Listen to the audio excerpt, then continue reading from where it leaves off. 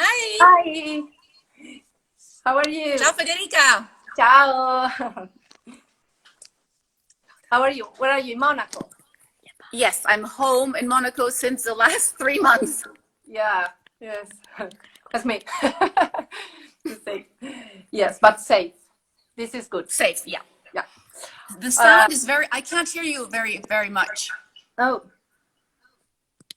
Can you see? Yeah, I really can't hear you too well. Ah, okay. But we see you very well and Okay. hear you.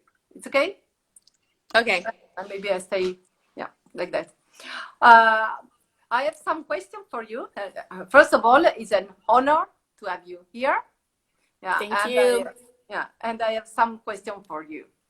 I've heard that you did a fantastic reportage in Monaco in lockdown, of Monaco in lockdown.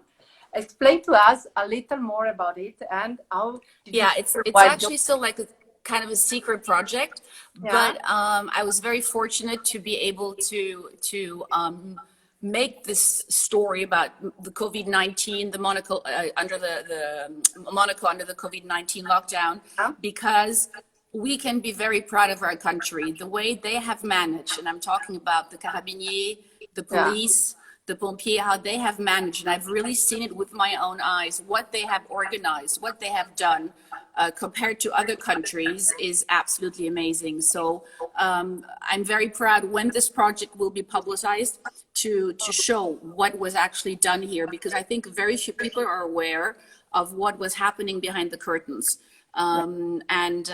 So also it was great because I was actually allowed to get out of the house and do something. I was going crazy. And the Colonel Varro had the idea of me doing this work. And so I really participated in seeing, what they were doing, organizing the millions of masks arriving here, the organization of everything. And so hopefully I'll be able to show this very soon.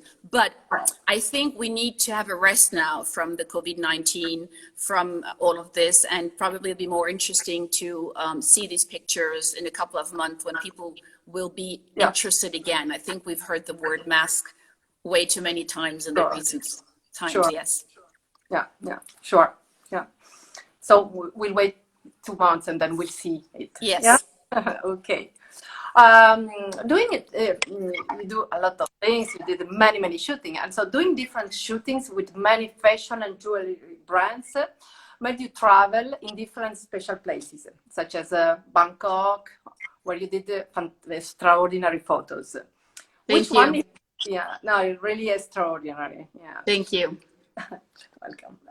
Which one is your favorite place and favorite photo that you there, and why? If you have something. I'm very lucky as an art photographer. I used to work a lot in advertising campaigns and fashion, and now I'm more into art photography. And throughout my career, I was very lucky to be able to go really get from one subject to another.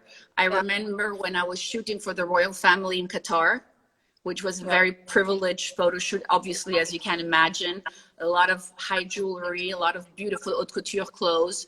And going from there straight to Bangkok and working on my Slaughterhouse Angel book for the orphans in Thailand.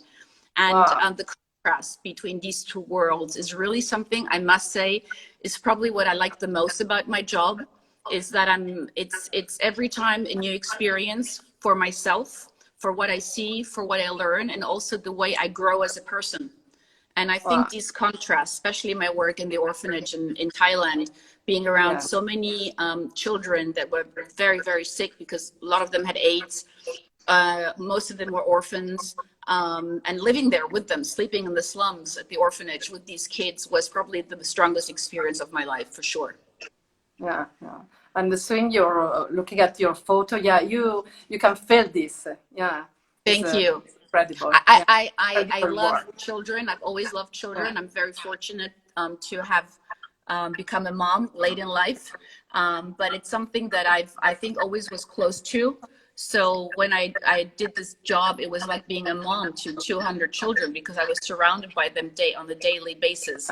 And it was wonderful. Their smiles, their love, their attention, gave me so much more than what I, gave back. And I'm very proud to mention that I raised almost $500,000 selling the book and the art pictures that I entirely gave the orphanage. So it was also a book that really worked, meaning that I love doing it, but it also brought a lot of money for the orphanage. Yeah, oh, bravo. Yeah, it's fantastic. Thank you. Your photos are not only amazing, but also art masterpieces, really. Many of them are made in very particular conditions, such as working with elephants or horses. I have in mind the amazing photo of the model with the elephants and the photo of the horse underwater. Thank you. It's fantastic. Yeah, well, the underwater horses is probably one of also my technically most difficult photo shoots. It was done in Qatar for my book, Horses of Qatar. And technically, I was in the water with the horses, diving with them. I had very little time. I got very close to the horses while they were swimming in front of me. And with the distortion of the water and the lens, I didn't realize how close I got to them. And I must say, the last time I went in the water, my assistant pulled the flash string and I went out and I said, "What's going on?" He said, "Are you completely out of your mind? You came this close to the horse's foot."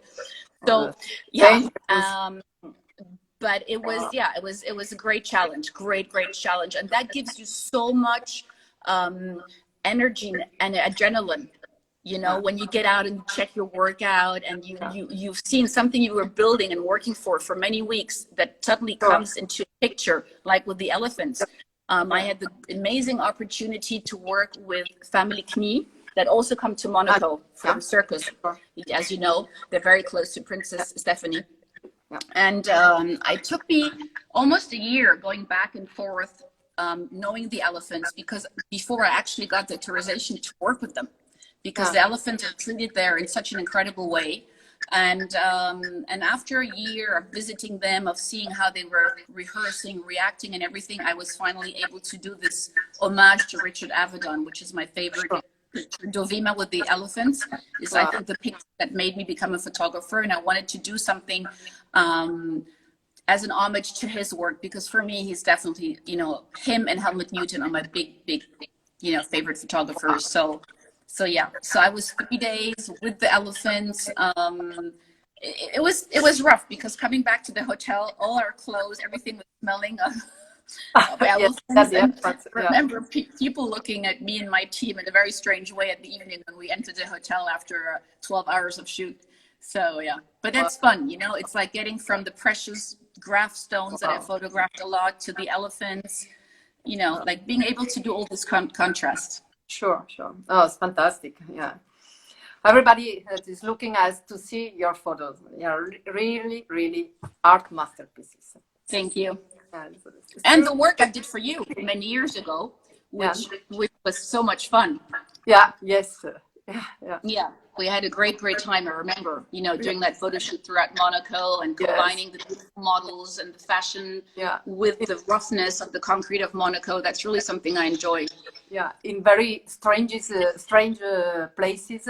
Very unusual places. Yeah. Yes, that's what I like. Yeah. You have done lots of photo shoots with many celebrities. Do you have a special memory that you can tell us about? I think the key to becoming more confident was definitely my photo shoot, which was one of my first really important photo shoots with Luciano Pavarotti. Oh. I was a very young girl at the time. Yeah, I was a very young girl at the time, and I had to fly to Naples to do his portrait. And the night before, I had the opportunity Vanessa, to hear. Sorry, please, can you stay closer to the microphone? Otherwise, we cannot hear you. Thank you. Yeah, sorry. I flew to Naples and had the chance to hear him sing the night before at the Opera of Naples. Wow. And the next day I photographed him at the hotel, transformed a suite into a studio. I was, I think, 20 or something, or 21 or 22, I can't really remember. And I mean, I had to call him to ask him to come down to the suite for the photo shoot. I didn't even know if he remembered this photo shoot was programmed. And he actually took up the phone and I said, "Maestro, it's Vanessa."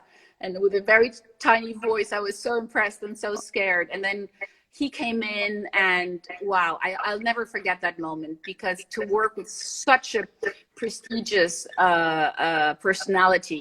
Yes.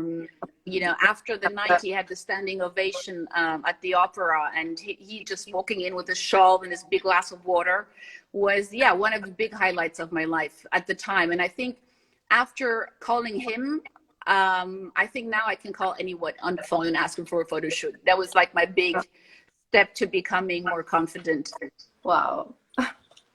Then you have many others, yes. Oh, I have so many stories. I must say a lot of stories in the 90s with a lot of stars, whether it's, you know, Mick Jagger, or when I flew to Greece, to Athens, to photograph Sean Connery. And I was supposed to meet him downstairs. And when I called the elevator from the floor of the hotel room, the elevator arrived, the door opened, and who was standing there? Sean Connery himself. Oh, wow. And he's, you know, he was at the time in his 70s, but still so attractive and so much presence, and very, very tall. And I looked at him and I said, we're actually supposed to meet downstairs. And so just to be with him alone in that elevator, that moment just also is something that, yeah, is burned into my brain. It was just incredible experiences with a lot of, you know, wonderful people. And what I have learned, the more important they are, the nicer, the more punctual, and the more simple and sweet and educated they are. And that's really a lesson which is always the case. Yeah. This is a great thing. Yeah. Yes. Yeah. So you have also worked on different books. Yeah. And you have a new project of a new book. Can you tell us something about it, please? Yes, it's a bit of a shame, but sometimes in life you have to believe that things happen for a reason. I was supposed to print the book, finish the book now in the last 2 months, and then print it this summer in Italy, and then have the show, the big exhibition in Monaco in September, October. And because of everything what has happened, I have to postpone the whole project for a year. And so I've been working on this book. The book is on Monaco. Yeah. But my way of seeing Monaco, and there's always a female element in every picture. So you're going to have to be a bit patient to see. But it was more or less me also putting my foot down, because I am so sad about how many people, when they close their eyes and they think of Monaco, they only think of the Place du Casino and a red Ferrari.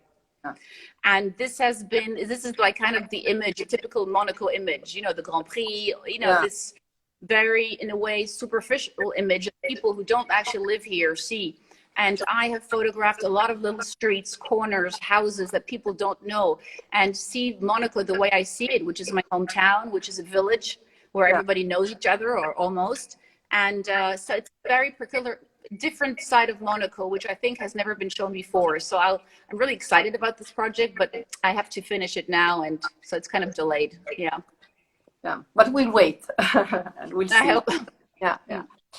So Vanessa, it's really a pleasure. Thank you, and I have thank you so much for being so sweet. And also, I wanted to tell you that I'm so proud of you and what you've achieved in the last couple of years with your project. I remember when you started, and you know how difficult all of this is. In these days, to come up with a big project like that. So I wanted to congratulate you, because you're an incredibly hardworking woman, and you don't let go, which I admire a lot. Oh, thank you so much. And I take the little surprise, so sorry, just a second. Yeah. As you know. Oh my God. Yes. Really? Yeah. Oh, it's beautiful. The board of the Chambre Monégasque de la Mode decided to give you the photography award.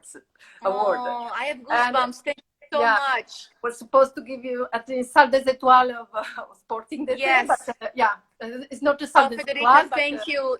It's absolutely spectacular. Thank you so much. Yeah. Oh, I can't wait to. We have to see each other tomorrow. So Yes. oh my God. Yes. Yeah. Gracias. Grazie a te. Ciao. Thank Ciao, you. Federica. Ciao. Bye. Grazie. Ciao.